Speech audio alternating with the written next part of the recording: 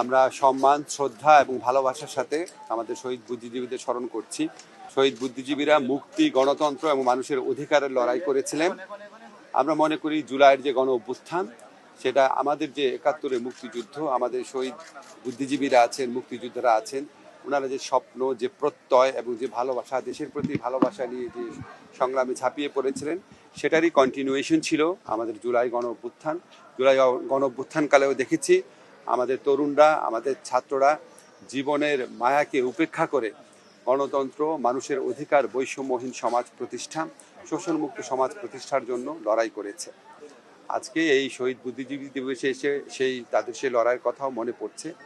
আমরা ১৯৭১ সালে বহু মানুষের আত্মত্যাগের পর, বহু শহীদ বুদ্ধিজীবীর আত্মত্যাগের পর আমরা স্বপ্নের বাংলাদেশ গড়তে ব্যর্থ হয়েছিলাম, একদলীয় মানসিকতার জন্য, একটা দলের ব্যর্থতার জন্য। আজকে কোনোভাবেই যেন সেই ব্যর্থতার পুনরাবৃত্তি না হয়। আমাদের তরুণদের আত্মত্যাগের বিনিময়ে রাষ্ট্র গড়ার যে দ্বিতীয় সুযোগ আমরা পেয়েছি, সেই সুযোগ যেন আমরা কোনোভাবেই নস্যাৎ না করি, সেই সুযোগ যেন আমরা কোনোভাবেই নষ্ট না করি, সেটাই যেন আমাদের প্রত্যয় হয়। শহীদ বুদ্ধিজীবী দিবসে সেটাই আমার কাছে মনে হচ্ছে এসে।